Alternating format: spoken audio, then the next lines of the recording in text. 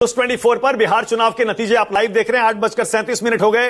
Postal ballot की गिनती जारी है। इलेक्ट्रॉनिक वोटिंग मशीनों के वोटों की गिनती शुरू हो चुकी है। आरजेडी शुरुआती रुझानों में सबसे बड़ी पार्टी बनकर निकल सकती है। 61 सीटों पर आगे चल रही है। जेडीयू दूसरे नंबर पर 51 सीटों के साथ शुरुआती ट्रेंड्स में बढ़त बनाए हुए है और बीजेपी सिर्फ 18 सीटों पर आगे है। कुल मिलाकर यह आंकड़ा बनता है एनडीए का 77, महागठबंधन का 84, जन स्वराज पार्टी 2 सीटों पर आगे है, अदर्स 2 सीटों पर आगे है। अब इन शुरुआती रुझानों से क्या कोई संदेश निकाला जा सकता है, संकेत निकाला जा सकता है? मैं कहूंगा नहीं, और वो इसलिए क्योंकि पोस्टल बैलेट बहुत कम होते हैं।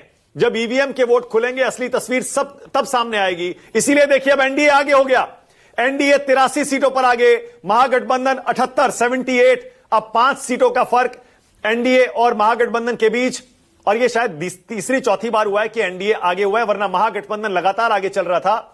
अब यह 83 पर शायद इसीलिए एनडीए है क्योंकि जेडीयू तो अच्छा कर रहा है पर बीजेपी पोस्टल बैलेट में अच्छा नहीं कर रही है। क्या ऐसा हो सकता है? क्या नहीं, सरकारी वोटर जेडीयू को चुने और बीजेपी को ना चुने, ऐसा हो सकता नहीं, है? कई बार ऐसा होता है ना कि किस सीट पर किस तरीके का प्रत्याशी और कहां पर किस तरीके का टिकट वितरण हुआ और सर्विस वोटर भी कहां कितना है, कहां पर कितना है। और मैं फिर कह रहा हूं कि ये फिगर तो नहीं रहने वाला। बीजेपी का फिगर निश्चित तौर पर इससे बहुत बेहतर होगा। इस तरीके का फिगर नहीं होने वाला। लेकिन मैं फिर कह रहा हूं कि ये जो तुलना हो रही ना कि कांग्रेस और बीजेपी का स्ट्राइक रेट सेम रहेगा, ये नहीं होने वाला है। बीजेपी, मैं फिर कह रहा हूं कि जेडीयू बड़ी पार्टी हो सकती है बीजेपी से ये जरूर हो सकती है। लेकिन इतना अंतर दोनों के बीच में होगा मुझे कदापि नहीं लगता।